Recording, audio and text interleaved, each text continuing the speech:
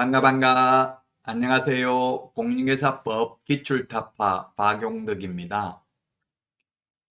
20회 5번 문제 보도록 하겠습니다.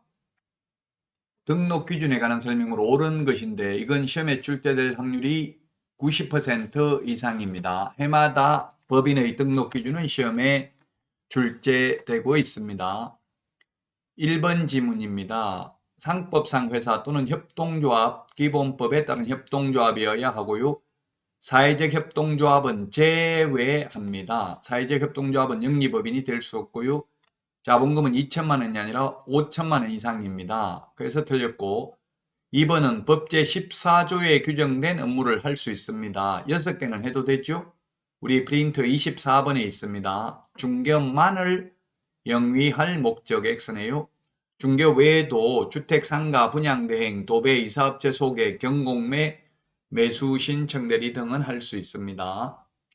3번 대표자는 공인중개사가 아니어도 되나 틀렸네요. 대표자는 공인중개사이어야 하고 대표자를 제외한 임원 또는 사원의 3분의 1 이상이 공인중개사이어야 합니다. 4번 대표자, 임원 또는 사원 3분의 1 이상이 아니라 전원 및 분사무소 책임자가 실무교육을 받아야 됩니다.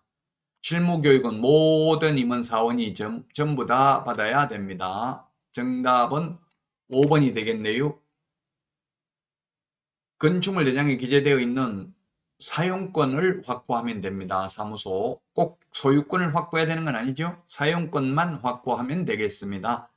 공인중개사법상 면적 제한은 없습니다. 건축물 대장에 기재되어 있어야 되므로 가설건축물, 무허가 건축물 안 됩니다. 미등기 건물은 될 수도 있습니다. 이 문제 중요하죠.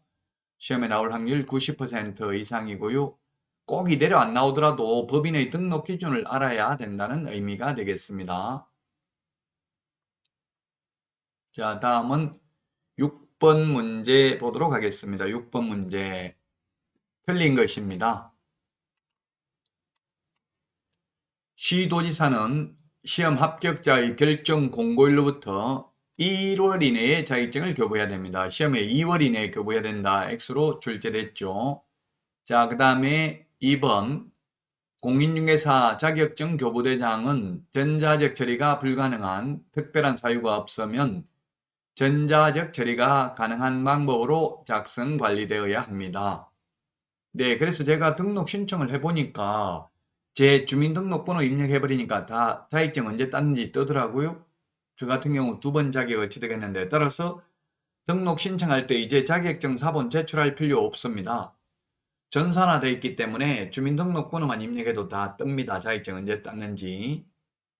자, 그 다음에 3번 지문입니다. 자격증 교부시도지사와 사무소 소재지 관할 시도지사가 다른 경우 자격증 교부시도지사가 자격 취소 처분에 필요한 절차를 모두 이행한 후 사무소 소재지 관할 시도지사에게 통보해야 된다. 이게 X네요.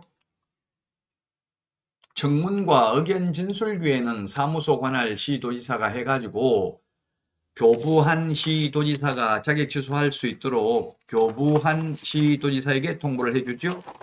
네, 그래서 3번이 틀렸습니다. 우리 프린터 54번 맨 마지막에 보면 54번 맨 마지막에 보시면 54번에 동그라미 7번까지 있는데 6번, 7번 청문과 의견 진술기에만 사무소 관할 시도지사입니다. 나머지 자격증 재교부, 자격 취소, 자격증지 등록증 반납, 자격증 반납, 자격증 미반납 시 과태료 부과는 모두 다 교부한 시도지사가 부과를 합니다. 모르면 뿌린 자가 거두리라 이렇게 기억하라고 했죠. 자격증 준 사람이 자격 취소도 하고 자격증 재교부도 합니다. 따라서 3번이 틀린 정답이 되겠습니다. 다음은 4번입니다. 시도지사가 자격 취소 처분을 한 때는 5일 이내에 국토교통부 장관에게 보고하고 다른 시도지사에게 통지해야 됩니다. 5일이라는 숫자는 오로지 여기밖에 안 나옵니다. 공인중개사법에서는. 자, 그 다음에 5번 폐업 신고 후 1년 이내에 중개사무소 개설 등록을 다시 신청하려는 자는 시도지사가 실시하는 실무교육 받지 않아도 된다. 예, 소위 사전교육, 실무교육, 직무교육, 매수 신청들이 실무교육이 사전교육인데요. 개업하거나 취직하기 전에 미리 받아야 되는 교육이죠. 이 사전교육의 유효기간은 1년입니다. 교육받고 1년 안에 개업하거나 취직 안 하면 다시 받아야 됩니다. 그런데 그만두고 1년 안에 다시 취직하거나 개업하려면 교육 안 받아도 됩니다. 사후 교육은 연수 교육하고 거래사고 예방 교육이 있죠. 교육제도는 우리 프린트 53번에 정리되어 있습니다. 이 핵심 비교 정리 프린트는 네이버 카페 박용덕 박사의 부동산 여행에서 다운로드 받을 수 있습니다.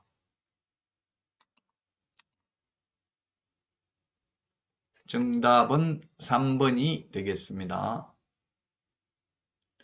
자, 다음은 20회 7번 문제인데요. 게시해야 할 사항으로 틀린 것은 제가 이거는 문제를 조금 수정했는데요. 1번이 답인데요. 실무교육 수료증 원본이라고 제가 고쳤는데요. 원래 20회 7회 문제에서는 사업자 등록증 원본이라고 되어 있었습니다.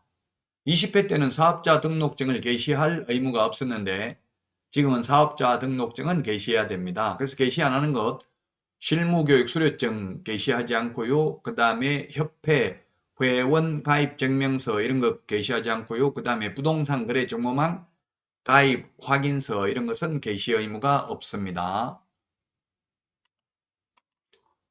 자, 이거 해설 2021년 12월 31일부터 시행을 합니다. 부가가치세법 시행령 11조에 따른 사업자 등록증도 게시하도록 바뀌었습니다. 이제 부가가치세, 간이가세사업자인지 일반가세사업자인지 알 수 있도록 게시하도록 했습니다. 일반과세사업자면 10% 부가가치세 받아도 되죠? 간이가세사업자는 4% 부가가치세 받을 수 있습니다. 그래서 이제 사업자 등록증도 게시하도록 2021년 12월 31일 날 개정이 됐고요. 분사무소인 경우 분사무소 설치신고 확인서 원본 게시해야 되고요. 그 다음에 중개보수 실비요일 및 한도액표도 게시해야 되고요.